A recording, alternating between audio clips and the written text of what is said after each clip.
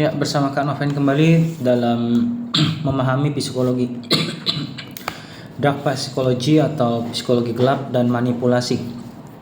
Kita akan bersama Kak Noven akan menganalisa secara komprehensif, multidimensi, juga bedahan secara akademik, teologis, psikologis, dan juga filosofis ya. Nah, bagian pertama, definisi dan kerangka konseptual. Di mana di poin 1.1 ini Kak Noven akan menjelaskan apakah psikologi gelap itu ya, dark psychology. Psikologi gelap ataupun dikenal dengan dark psychology itu adalah cabang studi psikologi yang mengkaji sisi destruktif dari kondisi manusia, di mana secara khusus ini berfokus pada pikiran, emosi, dan juga perilaku manusia, di mana itu bisa dimanipulasi, dieksploitasi, dan juga dikendalikan oleh individu lain demi keuntungan pribadi dengan mengabaikan ataupun mengorbankan kesejahteraan si korban. Berbeda dengan psikologi umum yang bersifat deskriptif ya, deskriptif normatif. Jadi menggambarkan perilaku untuk tujuan penyembuhan, healing ya, dan juga restoratif lah, restorasi gitu. Psikologi gelap ini secara eksplisit itu memetakan mekanisme predator ataupun mangsa dalam hubungan antara predator dan korban ya, mangsanya dalam relasi human being gitu ya, dalam relasi manusia. Lalu kita masuk bagian 1.2 di mana kerangka secara ilmiahnya tuh dari mana sih ini berasal gitu ya. Psikologi gelap itu bukan istilah klinis resmi dari DSM-5 ya ataupun ICD-11. Namun berakar dari beberapa konstruksi ilmiah yang sudah bisa dikategorikan mapan. Misalnya konstruksi ilmiah dari Dark Triad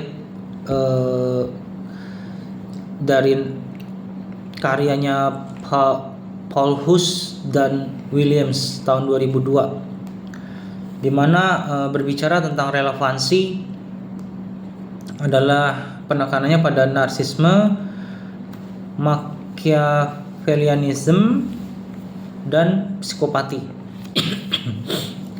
Terus juga ada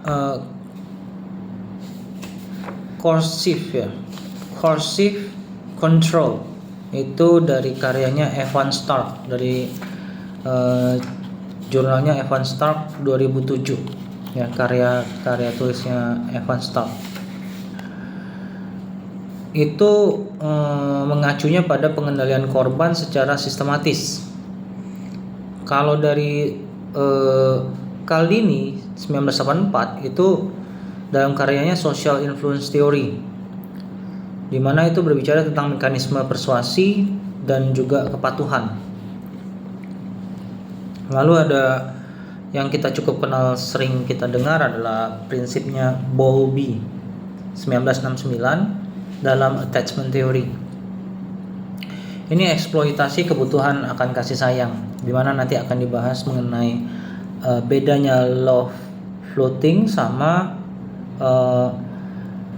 love bombing. Akan Kak Noven bahas ke sana ya, terkait ada korelasi dengan prinsip-prinsip attachment theory juga ya. Terus cognitive dissonance ya, itu dari Festinger 1957, di mana karyanya itu tentang manipulasi keyakinan internal korban. Nah, itu dari 1.2. Yuk kita masuk ke bagian 2. apa aja sih strategi psikologi gelap ini ya, dark psychology. Klasifikasi taktik manipulasi yang dilakukan adalah yang pertama adalah love loading, banjir kasih yang palsu, tapi lebih ideal nanti disebut sebagai love bombing ya sebenarnya. Jadi definisinya itu memberikan pujian, sanjungan, perhatian berlebihan secara strategis untuk menciptakan ketergantungan emosional. Mekanisme neuropsikologisnya itu apa? Aktivasi sistem reward dopaminergic di nukleus ya, accumbens ya, di nukleus accumbens gitu, di mana korban tuh mengalami bonding emosional berbasis reinforcement positif yang palsu lah. Contoh konteksnya tuh gini, grooming anak oleh predator seksual misalnya ya, atau love bombing dalam hubungan asmara yang manipulatif. Bisa juga sekte agama yang memborbardir anggota baru dengan kehangatan yang berlebihan, perhatian, promosi dan lain-lain, tapi ternyata ya cuman untuk di abuse atau difungsikan sekehendak gereja, ya lebih ke arah kayak cuci otak juga bisa.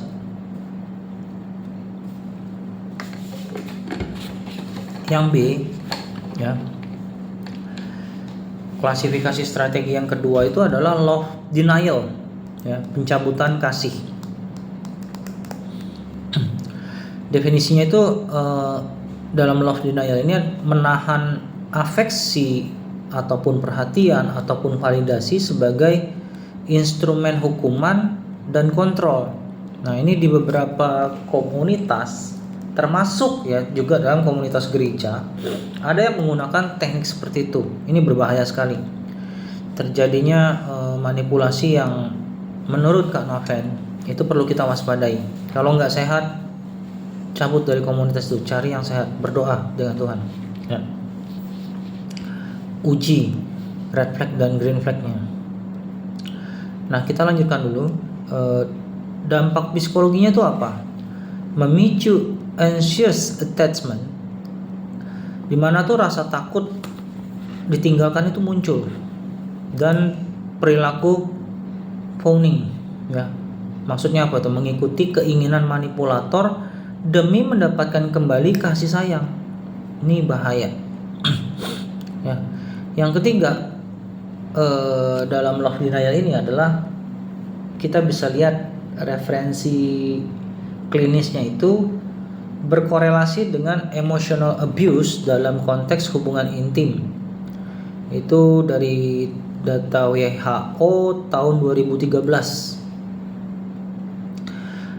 Mengklasifikasikan ini tuh sebagai bentuk kekerasan berbasis gender. Ya, predator seksual tuh juga kayak gitu biasanya. Terus bagian C ya, itu semantic manipulation. Manipulasi semantik. Definisinya itu apa? Penggunaan kata-kata dengan makna yang tampak disepakati bersama tetapi kemudian didefinisikan ulang secara sepihak oleh manipulator. Nah, ini semantic manipulation ini perlu dicermati ya, karena pernah Kak Noven menghadapi anak yang tanpa sadar dia menggunakan manipulation semantik. Semantic manipulation ini, manipulasi semantik ini. Ketika Kak Noven ngobrol dengan orang itu ya ternyata dia menggunakan basis itu. Misalnya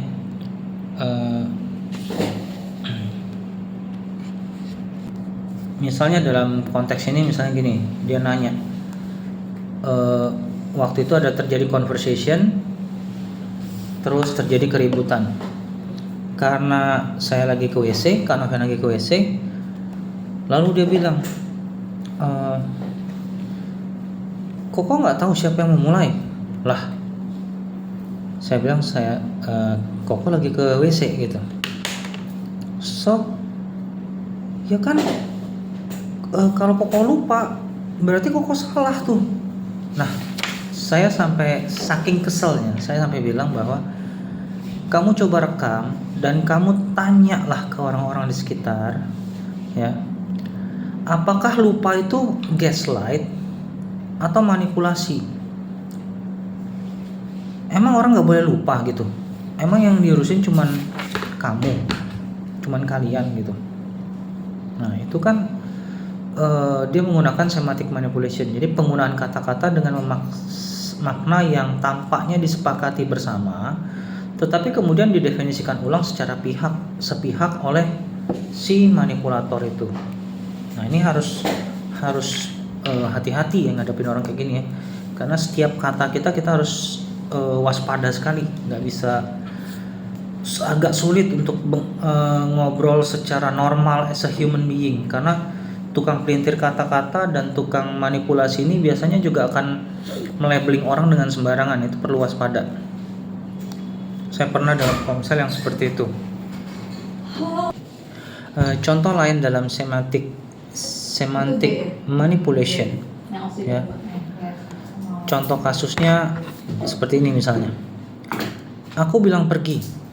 Maksudku pergi dari masalah, bukan pergi dari kamu. Nah, ini adalah bentuk gaslight linguistik. Di beberapa komunitas itu sering juga melakukan linguistik gaslighting ini ya. Implikasinya apa secara epistemologisnya? Menyerang fondasi realitas bersama. Jadi ada share epistemic ground, ya, share epistemic ground, ya. Jadi menyerang kondisi realitas bersama korban gitu ya, korbannya. Jadi menciptakan kebingungan kognitif yang melumpuhkan kemampuan resistensi, mengarahnya ke sana. Dan strategi yang ketiga itu mengalami reverse psychology atau psikologi terbalik. Ini definisinya menyuruh seseorang melakukan X dengan tujuan sebenarnya agar mereka melakukan Y yang berlawanan. Karena manipulator sudah memprediksi reaksi reaktif korban. Ya, ini biasanya terjadi terhadap orang tua anak, juga sering terjadi, misalnya gini, atau suami istri, misalnya gini, aku boleh pergi nggak? Terus langsung bilang, ya kalau mau pergi Ki. Nah, nadanya itu ada nada intimidasinya gitu ya. Biasanya ada yang bermain seperti itu, ada yang cuman sekedar bercanda, ya itu bedanya tipis sekali ya. Itu tidak bisa dibaca secara niat, tapi bisa dibaca secara pola. Nah, dasar teorinya ada reactance teori dari Brehm, ya, BREHM 1966, di mana di situ dikatakan manusia secara naluriah menolak pembatasan kebebasannya, dan hal ini tuh sering dieksploitasi oleh para manipulator ataupun para otoritas lah biasanya. Nah, strategi yang adalah withdrawal dan silent treatment. Nah, ini biasanya sering terjadi juga, silent treatment dalam pasangan atau pacaran ya. Dampaknya itu menimbulkan psychological pain yang secara neuroimaging aktif di area otak yang sama dengan nyeri fisik biasanya sampai ke arah sana. Itu berdasarkan teori Eisenberger et al. Tahun 2003 dalam konteks sains ya. Ini tuh bukan sekedar tidak berbicara, ini adalah senjata psikologis yang merusak. Misalnya ya pernah saya lakukan waktu masih bocah, karena sudah kesel banget gitu sama adik saya long time ago waktu masih SD SMP. Ketika dia melakukan kesalahan, jadi dulu saya suka koleksi komik. Ketika saya koleksi komik itu saya susun rapi gitu. berdasarkan nomor. Habis baca saya susun rapi. Begitu dia baca diberantakin. Karena sering dia lakukan itu berulang, akhirnya saya kesel. Saya demin adik saya kira-kira mungkin seminggu atau sebulan, saya lupa. Nah itu contoh melakukan silent treatment. Itu saya lakukan, nggak tahu ya, nggak ada yang ngajarin, tahu-tahu kayak naluri manusia mungkin ya. Nah itu yang perlu dipelajari, dan itu untung saya sadarin itu salah waktu sudah memasuki SMP atau SMA. Nah kita masuk ke bagian 3. Siapa pelaku dark psychology ini atau psikologi gelap ini? Biasanya profil pelaku kita akan analisa berbasiskan dark triad ya. Itu adalah biasanya narcissistic person atau narsisis ya, dan juga sociopath, ASPD gitu kalau dalam bahasa Indonesianya ya. Profil pelaku yang berbasis dengan dark triad ini, kalau tipe narsisis itu ciri klinisnya adalah grandiosity, lack of empathy, need for admiration. Itu berdasarkan buku DSM-5 dalam topik NPD ya. Lalu apa mekanisme manipulasinya? Menggunakan orang lain sebagai narcissistic supply ya. Kadang-kadang juga menciptakan flying monkey kalau mempelajarinya lebih dalam ya. Nah, bahaya tersembunyi itu apa? Karena sering tampil karismatik, sulit diidentifikasi awal. Bahkan misalnya punya gelar spiritual tertentu yang seolah-olah kalau kita mempertanyakan itu kita jadi salah gitu. Jadi mengenalkan fallacy authority kalau kita belajar lebih mendalam ya. Lalu yang kedua itu profil pelaku yang menggunakan berbasis dark triad ini. Yang kedua adalah sociopath atau ASPD tadi, atau bahasa Indonesianya ASPD ya. Ciri klinis dari antisocial personality disorder ya. Antisocial personality disorder atau ASPD tadi adalah ketidakmampuan empati, terus juga impulsivitas, dan juga pelanggaran norma berulang-ulang. Jadi selalu dia menerabas boundaries atau etika-etika yang ada gitu. Bukan kayak pelanggaran lampu merah ya, tapi lebih ke arah misalnya gini, main ke rumah orang belum terlalu deket, main buka kulkas, main tidur di kasur, main masuk ke bongkar laci atau lemari ya. Kelakuannya aneh sih, tapi ya itu pun Kak Noven pernah hadapi ya, orang-orang seperti itu. Dimana dulu rumah Kak Noven dibuka untuk umum, untuk siapapun boleh datang, anak-anak siapapun boleh datang untuk kita ngobrol dan berkomunikasi. Nah itu ada pola seperti itu juga ada. Lalu selain ciri klinis tadi, kita akan masuk di mana sih kunci bahayanya gitu. Biasanya tipe ASPD atau sociopath ini, atau yang dikenal tadi sebagai antisocial personality disorder, itu sangat lihai atau sangat piawai dalam membangun superficial charm ya. Topeng sosial yang meyakinkan seolah-olah dia profil yang sempurna, profil yang tidak ada salah, dan biasanya jarang sekali membuka vulnerable dirinya sendiri. Alasannya vulnerable-nya cuma boleh dilaporkan ke otoritas yang lebih tinggi, ke orang yang sosialnya lebih tinggi. Yaitu sebenarnya dalih sakit mental sebenarnya. Kemungkinan besar seperti itu. Kemungkinannya, dugaan. Ini bisa dibaca dari referensinya kayak Hare, R.D, dari kalau bahasa Indonesia tulisannya Hare R.D. Itu tahun 1993 yang di dalam tentang without conscience kalau nggak salah ya, without conscience. Nah, lalu yang ketiga, profil pelaku yang ketiga itu biasanya Machiavellis, ya. Machiavellis. Cirinya apa? Kalkulatif, dingin, instrumental dalam relasi. Dimana orang lain tuh adalah alat bukan tujuan. Ingat ya, orang hanya dianggap sebagai alat bukan tujuan. Nah, basisnya apa? Basis filosofisnya apa? Itu berasal dari pemikiran Niccolo Machiavelli dalam judulnya The Prince 1532. Kalau nggak salah ingat saya, dia orang Prancis ya. Judulnya tuh L atau Il Principe kalau nggak salah judul resminya. Jadi di mana itu berbicara tentang kekuasaan, dan di mana kekuasaan itu dipergunakan dengan menghalalkan berbagai cara. Itu berbahaya sekali. Ketemu orang-orang yang seperti ini kita harus waspada. Karena yang namanya ketulusan atau sincerely itu di orang seperti ini, itu kalau nggak bisa mendeteksi parahnya luar biasa.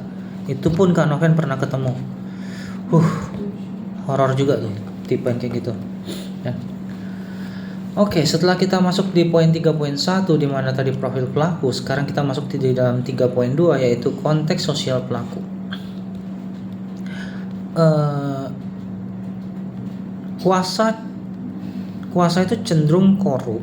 Kuasa yang mutlak itu biasanya juga disertai dengan korup yang mutlak gitu. Itu dari pernyataan Lord Acton ya. Ambil contoh tadi saya Kak Noven nonton tentang Gubernur Shirley berdialog dengan sekolah negeri tertentu, Kak Noven lupa ya, di Ternate, di mana dana yang sudah digelontorkan oleh Gubernur Shirley Juan siapa gitu lupa Kak Noven itu Juanda, thank you. Nah, dia bicara tentang dana dari pemerintahan tuh digelontorkan sekian, gede sekali, berapa ratus saya lupa berapa ratus juta atau beberapa M gitu. Lalu ditanya, apakah setiap kelas itu ada proyektor gitu, ada OHP, apakah ada kipas angin tiap ruangan? Itu ketua OSISnya bilang ada, tetapi beberapa murid yang dilihat oleh Shirley Juanda bilang, loh kok ada yang geleng-geleng gitu. Lalu ditembak sama Shirley Juanda, ini bagus sekali, dia bilang gini, kamu harus tahu kamu itu wakil siswa, kalau kamu gak berani jujur, kamu mending mundur dari ketua OSIS. Wah, itu ngejelek banget menurut Kak Noven, tapi itu bagus untuk mengajarkan anak-anak SMA harus berani menyuarakan kebenaran. Karena jadi ketua OSIS itu kan berarti wakil dari pelajar yang diwakilkan. Lalu baru berani ngomong, iya lapangan basketnya kayak jerawatan gitu. Kenapa? Karena kerikilnya tuh nggak bagus segala macam. Lalu Shirley Juanda bilang seperti ini, itu sudah ada dana untuk digunakan sebagai memperbaiki fasilitas. Itu akan digunakan, nggak usah takut, sudah digelontorkan dananya. Kalau sampai nggak dilakukan, lapor. Wah, itu mantap sekali tuh gubernur. Kalau ada presiden seperti itu kayaknya seru Indonesia dibanding MBG yang nggak jelas ya. Nah, di sini dalam konteks sosial pelaku ini ya, kuasa cenderung korup dan kuasa mutlak justru semakin korup juga secara mutlak. Jadi pelaku itu tidak selalu individu patologis dalam konteks sosial ataupun institusional. Manipulasi gelap itu dapat dilakukan oleh satu umumnya biasanya orang yang punya kuasa, seperti pemimpin politik ya, melakukan seperti apa, propaganda, framing opini politik yang jelas-jelas misalnya bertentangan dengan fakta di lapangan. Terus kedua, pemimpin agama yang tidak berintegritas, ya kan?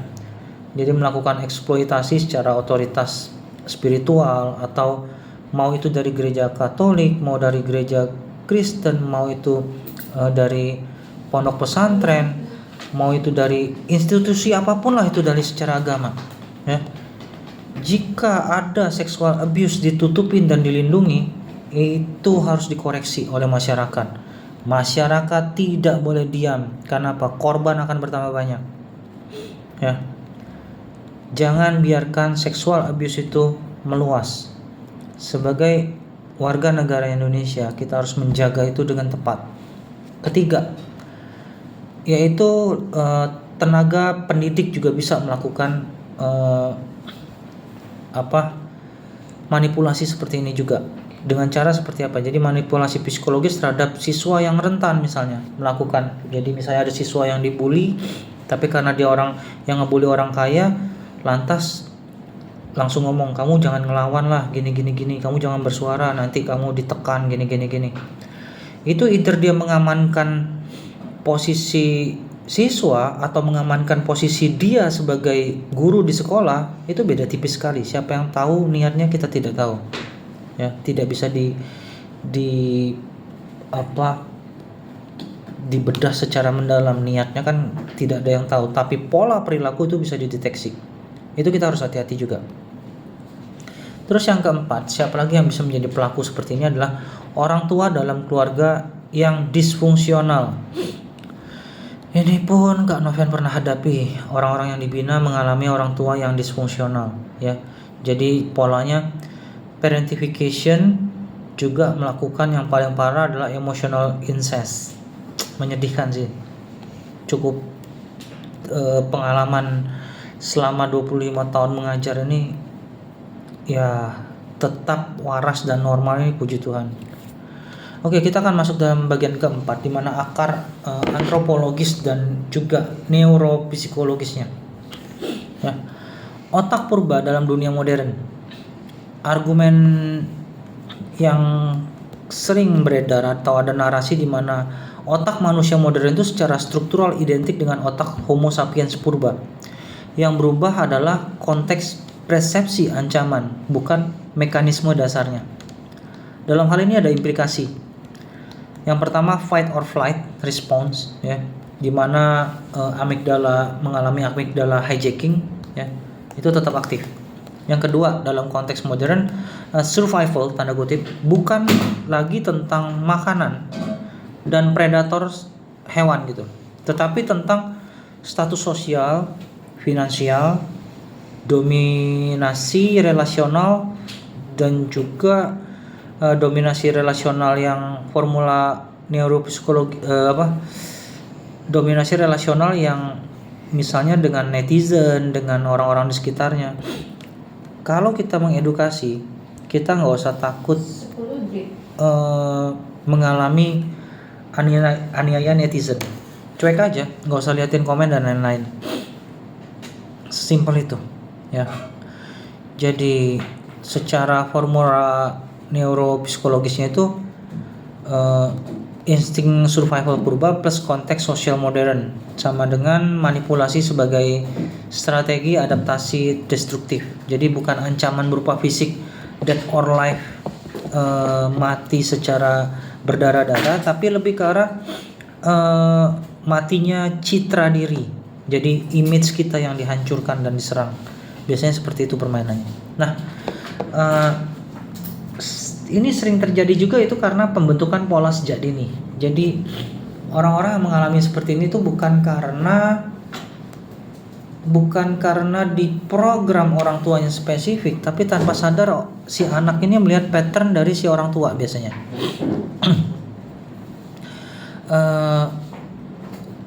Kalau kita mengacu pada teks sumber, ya, menyatakan bahwa pola ini kan dimulai dari anak-anak kan. Jadi berdasarkan apa? Ya, satu, observasi, di mana anak melihat cara-cara manipulasi yang berhasil terjadi pada orang dewasa. Misalnya contoh juga, ada pernah Kak Noven membaca buku parenting di mana bayi aja tanpa secara insting dia bisa memanipulasi orang tuanya lewat tangisan, walaupun dia belum bisa berbicara.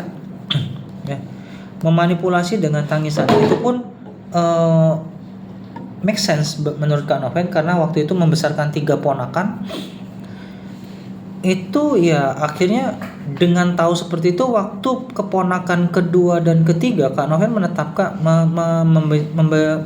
membuat posisi ketika anak nangis, Kak Noven biarin dulu, dilihat dulu ini nangisnya kenapa, apa karena dia pampersnya dia pipis, atau dia nangisnya karena ada yang sakit, atau nangisnya itu cuma memancing perhatian kita. Nah itu harus kita lihat. Kalau sudah dikasih makan, popok udah diganti, nggak ada sakit penyakit yang kita deteksi atau demam atau segala macam terjadi, terus dia nangis nggak jelas karena pengen minta perhatian, kita jagain dan lihat dari jauh, dimana si bayi ini juga nggak bisa ngeliat kita, tapi kita deteksi supaya juga bayi yang kita asuh juga aman dari ancaman sebenarnya. Jadi kita mesti ngecek juga pola-pola ini ya. Jadi satu, anak pun bisa melakukan manipulasi ya. Kita harus lakukan observasi. Yang kedua, pembentukan pola sejak dininya itu berupa eksperimentasi tidak sadar. Jadi anak mencoba secara tidak sengaja. Jadi pertama observasi, kedua eksperimentasi tidak sadar, ya. Yang ketiga adalah reinforcement, ya. Jika taktik berhasil, wah itu akan diulang, direpetisi, diperkuat gitu. Nah keempat itu ada juga yang disebut dengan internalisasi. Jadi akhirnya menjadi pola perilaku yang otomatis. Ketika dia nagih atau membutuhkan, pola itu akan dia ulang karena itu menurut dia dapat dengan cara seperti itu.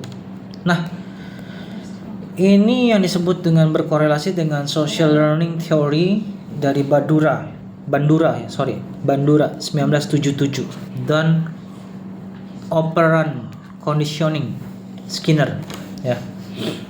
Operant conditioning oleh Skinner ya.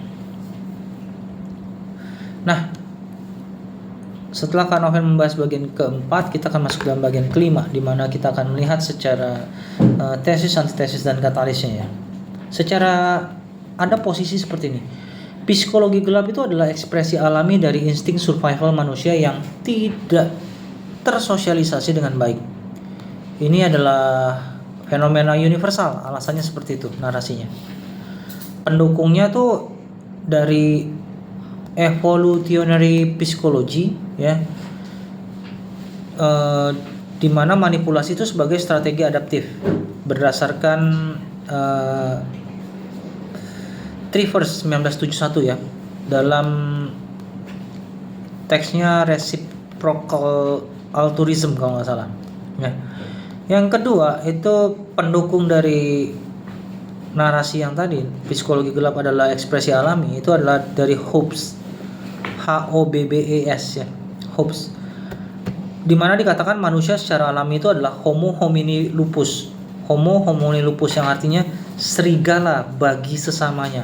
Ini istilah Latin yang cukup populer ya di kalangan scholar. Lalu ada juga pandangan Freud ya, Sigmund Freud yang dikenal di bahasa dipanggil Freud ya, FREUD ya, di mana ID yang tidak terkontrol mencari kepuasan tanpa mempertimbangkan orang lain. Lalu ada kontraposisinya yang punya narasi seperti ini. Psikologi gelap adalah penyimpangan dari kodrat manusia yang sejati, di mana manusia pada dasarnya memiliki kapasitas moral dan empati. Kontraposisi dari psikologi gelap adalah ekspresi alami ya, dari insting manusia yang tidak tersosialisasi dengan baik. Kontraposisinya dalam hal ini didukung oleh Aristoteles ya, di mana dikatakan manusia adalah zoon politikon atau makhluk sosial moral secara kodrati gitu loh. Atau didukung juga oleh teorinya Rousseau, ya, Roussseau, Rousseau, yang dikatakan manusia itu lahir baik tapi rusak oleh struktur sosial. Ya, ini pun masuk akal karena Kanoven hidup di Indonesia dengan melihat bagaimana menurut Kanoven juga semua manusia lahir baik, tapi kalau digedein oleh orang tua dan lingkungan yang destruktif atau korup secara sosial maupun secara moral atau etikal juga, itu biasanya akan berdampak pada si anak itu mengalami ibarat kata flek ataupun cacat dalam berperilaku gitu ya, atau perilakunya itu sulit sekali untuk sincere gitu. Dan juga ada pendukung lain itu dari Roger, kalau nggak salah ingat namanya itu Carl Roger ya kalau nggak salah. Itu humanistic psychology kalau nggak salah, humanistic psychology. Dikatakan manusia itu memiliki self actualizing tendency yang positif sebenarnya. Lalu ada juga yang berdiri dalam kontraposisi dari teori yang mengatakan tadi bahwa psikologi gelap adalah ekspresi alami, itu dari neuropsikologi dalam karyanya Mirror Neuron kalau nggak salah, Mirror Neuron oleh Rizzolatti, Rizzolatti, Rizzolatti 1996, di mana dikatakan empati adalah bawaan neurologis manusia. Jadi empati itu pada dasarnya adalah ada pada setiap manusia, kira-kira seperti itu menurut pandangan dia. Ya.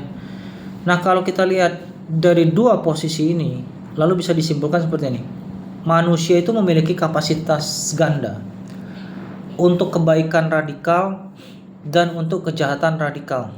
Ini sama seperti pandangan Descartes dalam istilahnya itu adalah kuda hitam dan kuda putih. Ya. Jadi psikologi gelap itu bukanlah nasib.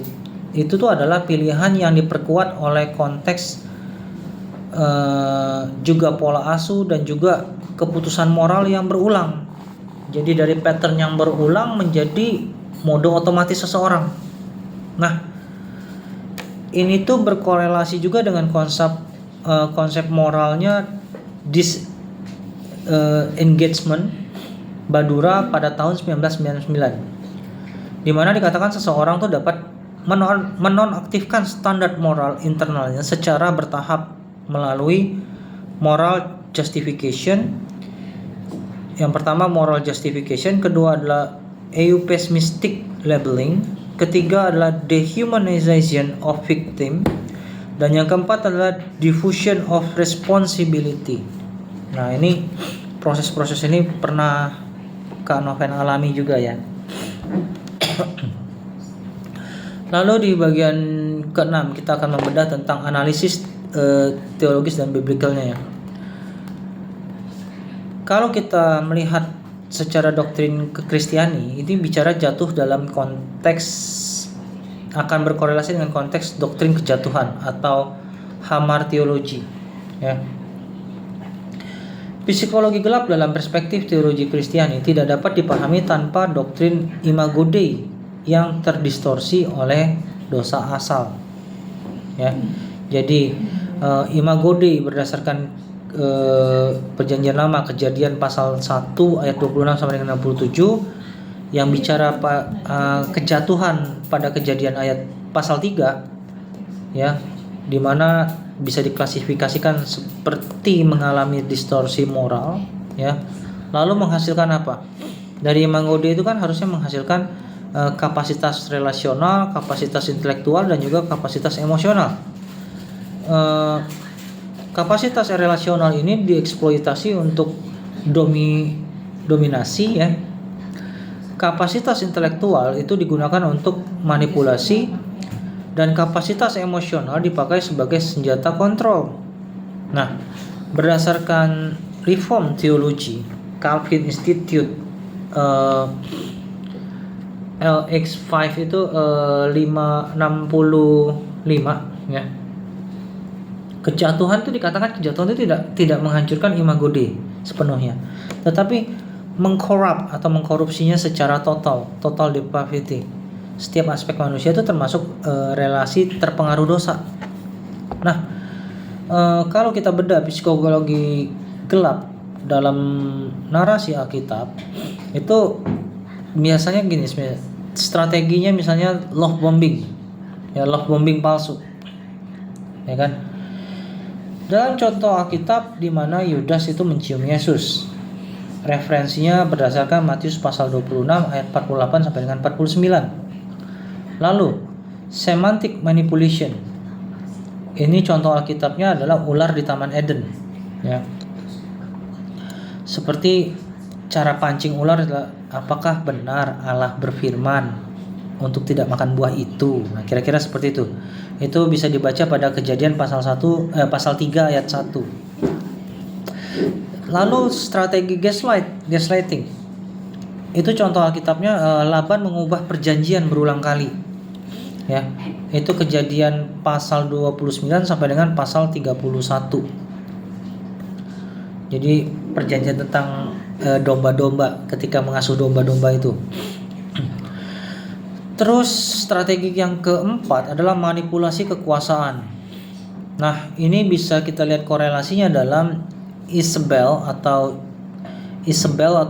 Jezebel dalam bahasa Inggrisnya terhadap Nabot yang punya kebun anggur di 1 Raja-Raja pasal 21.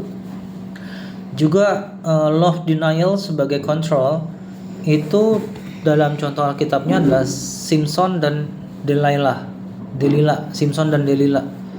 Samson and Delilah dalam Hakim-Hakim pasalnya yang ke-16.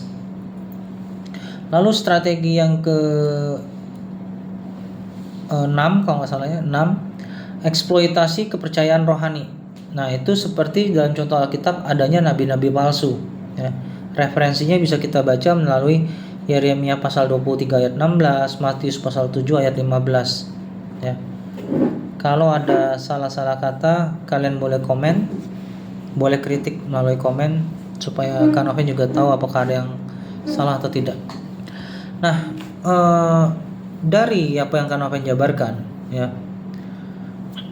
kita akan membedah melalui respon teologisnya, kebenaran sebagai antidotnya. Dalam Yohanes pasal 8 ayat 32 dikatakan, kamu akan mengetahui kebenaran dan kebenaran itu akan memerdekakan kamu. Jadi kalau kita tidak tahu, kita susah dimerdekakan dari ketidaktahuan kita atau dari kebodohan kita gitu. Dalam konteks psikologi gelap atau dark psychology tadi, ya. Ini tuh bukan sekedar pernyataan rohani yang abstrak, ya. Ini adalah prinsip epistemologi sekaligus psikologis. Di mana ada 3 hal. 1, manipulasi hidup dari kegelapan informasi. Kedua, kebenaran. Dalam bahasa Yunaninya adalah aletheia dalam perjanjian baru, ya, yang artinya kebenaran itu tidak tersembunyi. Ibarat kata gini, kalau kita punya emas dan kita jual emas murni, kita nggak usah takut kalau emas itu diuji. Tapi kalau kita cuman logam biasa kita semprot emas dan kita klaim ini mahal tapi tidak berani diuji, itu berarti emas palsu kemungkinan besarnya. Nah, dalam hal ini bicara tentang aletheia, ya, tidak tersembunyi, itu adalah exposure yang membebaskan. Jadi kebenaran itu adalah sesuatu yang berani diekspos. Karena begitu diekspos akan terbukti benar atau salahnya sehingga itu bisa memerdekakan.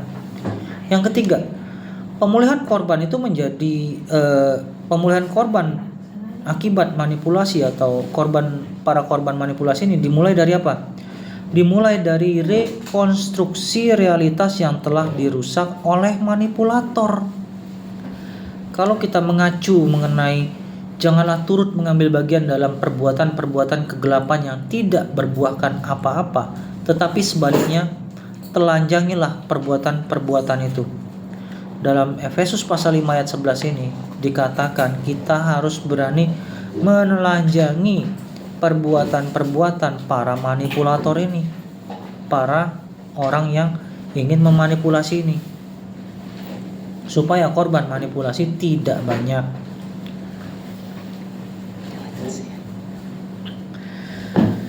Yang A akan Kak Noven bedah dalam perspektif pastoral dan konseling biblikanya adalah seperti ini. Dalam konseling keluarga, remaja dan dewasa muda itu pemahaman psikologi terhadap psikologi gelap ini tuh akan sangat relevan untuk apa?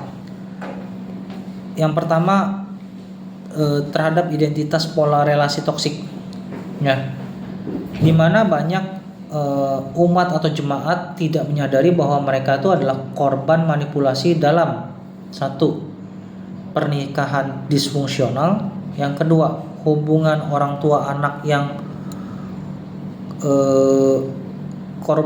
korupsi lah gitu ya, terkorupsi gitu ya, atau korsif gitu.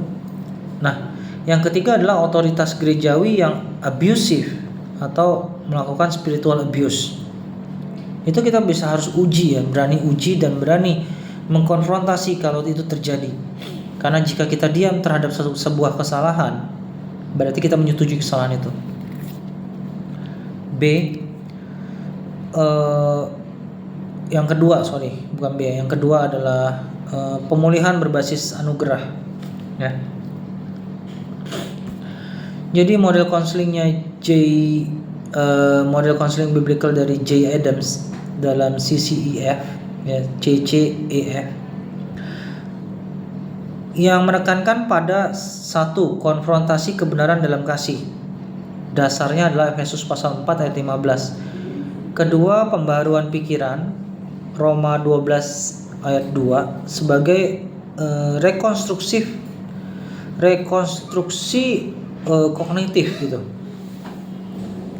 Yang ketiga itu adalah komunitas iman sebagai accountability system. Jadi komunitas iman yang accountability system ini berani terbuka secara dua arah, tidak boleh bersifat otoriter. Ini yang terjadi pada beberapa komunitas yang gagal paham ya, terlalu otoriter, tidak memberikan space dan toleran. Kalau gereja salah atau institusi gereja salah, minta ada toleransi, tapi begitu jemaatnya salah tidak ada toleransi. Ini bisa termasuk dalam abusive tadi, spiritual abuse tadi ya. Nah, tadi poin pertama adalah kita kembali ke yang perspektif pastoral dan konseling tadi secara biblikalnya ya.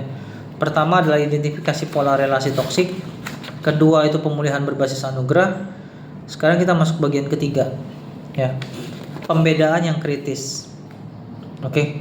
Tadi dalam poin 2 tadi kan ada ibarat kata 2.1 konfrontasi kebenaran dalam kasih, 2.2-nya adalah pembaruan pikiran, yang ketiganya komunitas iman sebagai accountability system ya.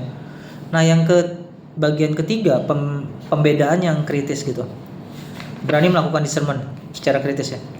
Tidak semua manipulasi itu adalah akibat roh jahat. Ini yang perlu disadari. Tidak semua manipulasi adalah bagian dari roh jahat yang perlu melakukan eksorsis atau pengusiran. Banyak yang terjadi adalah pola psikologi yang perlu pemulihan dengan cara konseling yang terstruktur. Konselor pastoral yang baik perlu literasi psikologi. Tidak bisa hanya by peka-pekaan yang klaim peka-pekaan yang ngawur gitu ya. Itu juga bahaya. Oke, kita akan masuk ke bagian berikutnya adalah implikasi psikologi yang lebih deep ya. Pertama kita lihat pada dampak pada korban, di mana biasanya mengalami trauma kompleks ya. Korban manipulasi jangka panjang itu sering mengembangkan CPTSD kalau dalam bahasa Indonesianya ya. Kompleks post traumatic stress disorder. Itu bisa kita lihat dari teori Herman 1992 ya.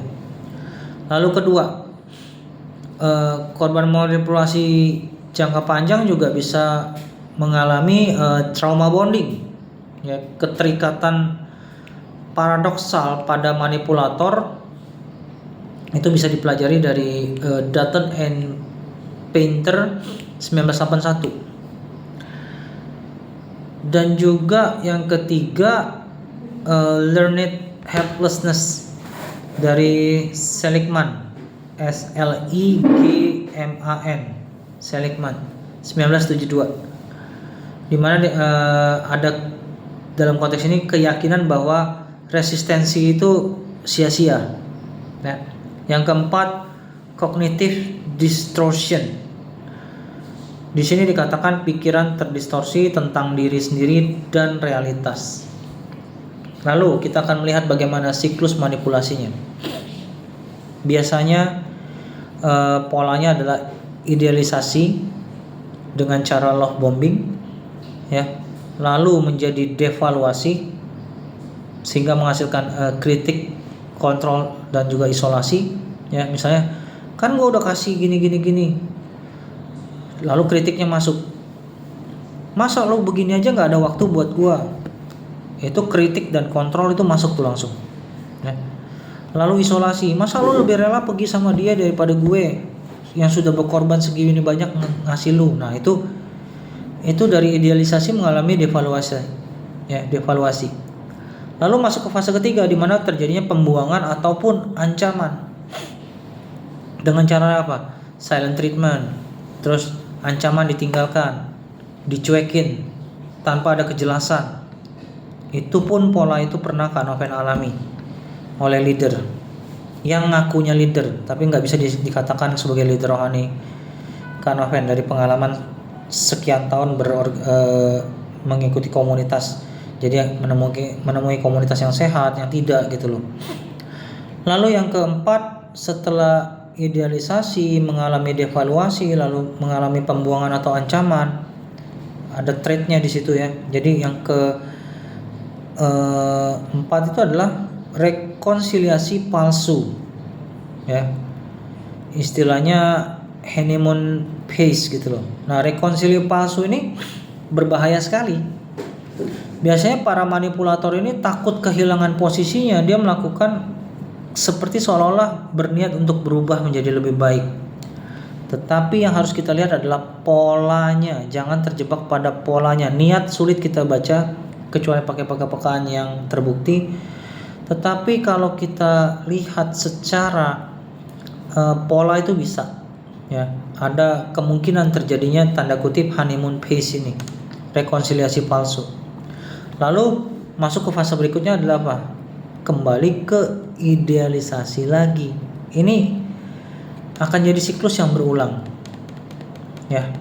Ketika rekonsiliasi palsu terjadi dan dipercaya, lalu apa yang terjadi?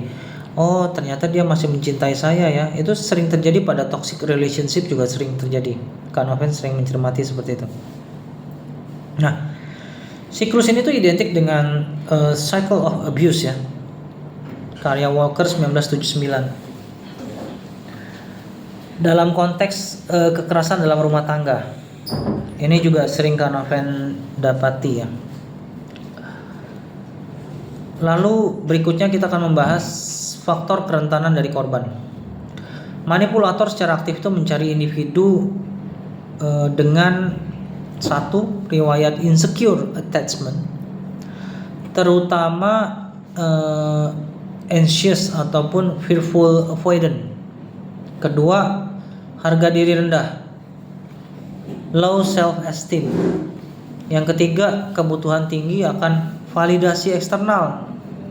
Ya, ini cukup bahaya karena kadang-kadang label luar itu jangan jadi identitas kita. Ini harus hati-hati. Yang keempat, riwayat trauma masa kecil.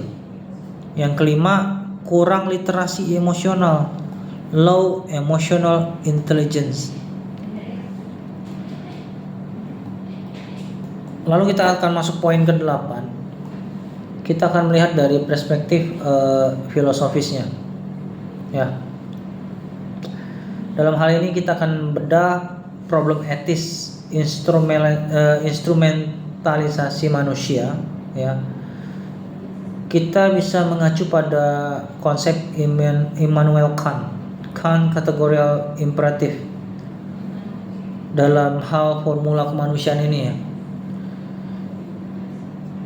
Dikatakan bertindaklah sedemikian rupa, pandangan Kant ini ya. Bertindaklah sedemikian rupa sehingga kamu selalu memperlakukan kemanusiaan baik dalam dirimu sendiri maupun dalam diri orang lain sebagai tujuan dan tidak pernah hanya sebagai alat semata. Dalam dark psychology adalah pelanggaran total terhadap imperatif kategoris Kant ini. Para manipulator ini akan mereduksi manusia menjadi instrumen belaka, menjadi alat doang gitu loh. Ini yang harus kita pahami. Lalu kita akan masuk ke dalam selain problem etis, kita akan masuk dalam problem kebebasan, di mana eksistensialisme versus determinisme. Ya. Tesis Sartrean, manusia itu dikutuk untuk bebas.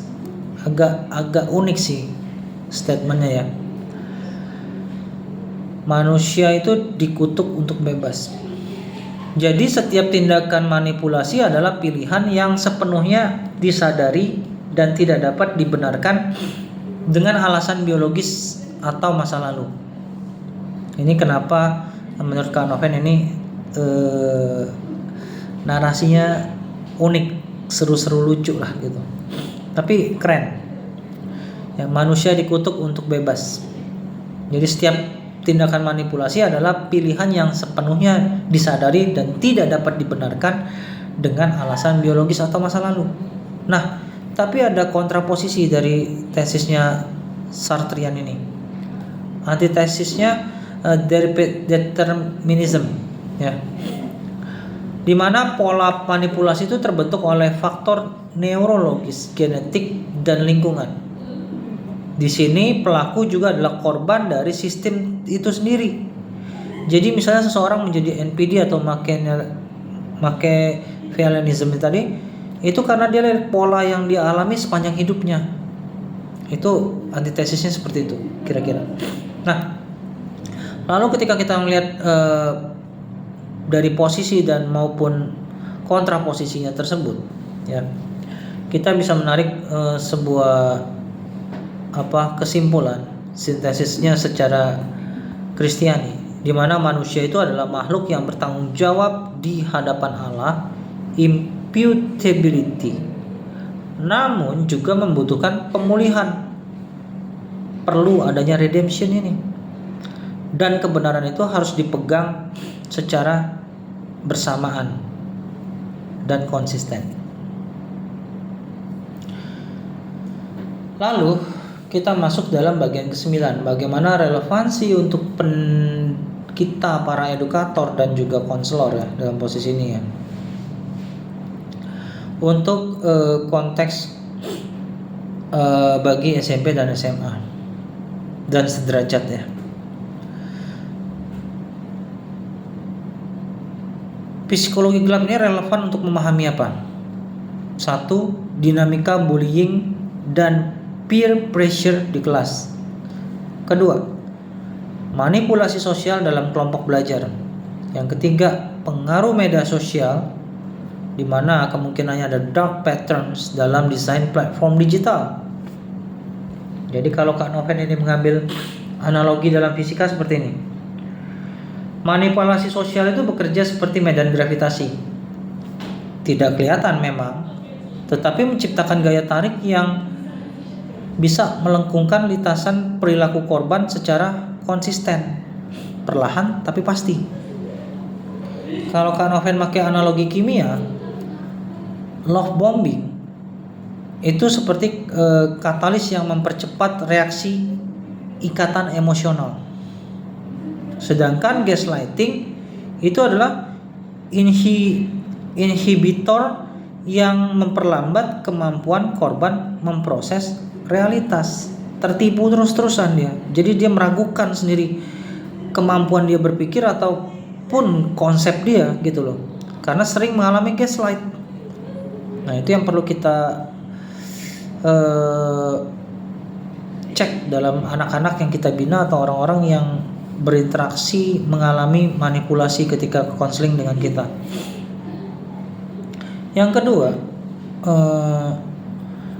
jika kita tinjau untuk konseling remaja dan dewasa muda ya, langkah-langkah praktisnya bisa kita melakukan psychoeducation ya, dimana dalam hal ini kita ajarkan korban mengenali taktik manipulasi secara konkretnya seperti apa.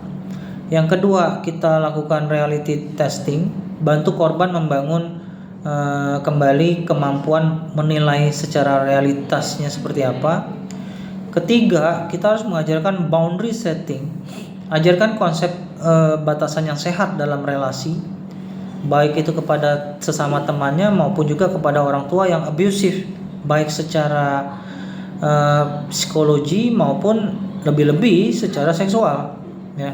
Yang keempat, support system. Jadi bantu bangun jaringan dukungan yang sehat untuk anak tersebut pulih atau orang tersebut pulih, atau konseling kita tuh pulih gitu ya. Yang kelima, lakukan juga theological grounding. Jadi identitas korban dibangun di atas kebenaran firman, bukan penilaian para manipulator ini atau para person manipulator itu. Kita bangun ulang image-nya, ya, identitasnya. Kita harus ingatin, jangan anggap bahwa omongan para otoritas yang manipulasi ini menjadi label dirinya. Itu perlu kita ingetin. Lalu kalau kita masuk dalam bagian ke-10, kita lihat secara garis besarnya, ya, kesimpulannya. Canoven melakukan sintesis komprehensif yang finalnya seperti ini. Kalau kita lihat ada blind spot checknya, ya, di mana di dalam dimensi neuropsikologis juga sudah tercakup, dimensi sosiologis institusional juga sudah tercakup, dimensi teologis biblikalnya juga sudah tercakup, dimensi filosofis etis juga sudah tercakup. Jadi kategori pelaku dan korban tidak selalu bersifat dikotomis ya. Seseorang tuh bisa menjadi keduanya secara simultan dalam sistem yang disfungsional dan kondisi yang berbeda ya. Bukan berarti dia otomatis bisa diseparate secara ekstrim pelaku dan korban. Bisa juga dia pelaku juga sekaligus korban. Misalnya dia di kantor dia jadi korban, ketika di rumah dia jadi pelaku. Nah itu kan who knows gitu ya. Nah dari sepanjang cerita Canoven tadi, jadi kalau kita lakukan korektif finalnya, psikologi gelap itu adalah satu, secara ilmiah, ekspresi dari kapasitas manipulatif manusia yang difasilitasi oleh dark triad, trauma tak terselesaikan, dan juga penguatan lingkungan. Itu kalau secara ilmiah. Kalau secara filosofis, psikologi gelap itu terjadi karena apa? Pelanggaran terhadap martabat manusia sebagai tujuan dalam dirinya sendiri, bukan sekedar alat. Karena dia sering mengalami dimanfaatkan hanya sebagai alat, yaitu merusak si pribadi ini, itu berbahaya. Yang ketiga, secara teologis, manifestasi dari imago Dei, segambar dan secitra dengan Allah, terdistorsi oleh dosa yang merusak panggilan manusia untuk shalom, untuk memiliki kedamaian yang relasional. Kedamaian relasional dengan Allah itu terganggu. Yang keempat, kalau kita bedah secara pastoral, tantangan yang membutuhkan respon integratif, di mana kebenaran plus kasih plus struktur konseling yang kompeten. Makanya kenapa mengangkat leader sebuah komsel itu tidak bisa asal-asalan sebenarnya. Apalagi dengan alasan peka-pekaan dapat dari Tuhan. Kompetensi akademiknya juga harus dicek sebenarnya. Ya. Yang kelima, kalau kita bedah secara pedagogis, ya, literasi psikologis tentang manipulasi adalah kebutuhan pendidikan karakter yang mendesak di era digital ini. Jadi tolong pelajari ulang, analisa apakah yang Kak Noven sharingkan hari ini masuk akal atau tidak. Silakan komen di bawah. Tuhan Yesus memberkati. Sampai jumpa.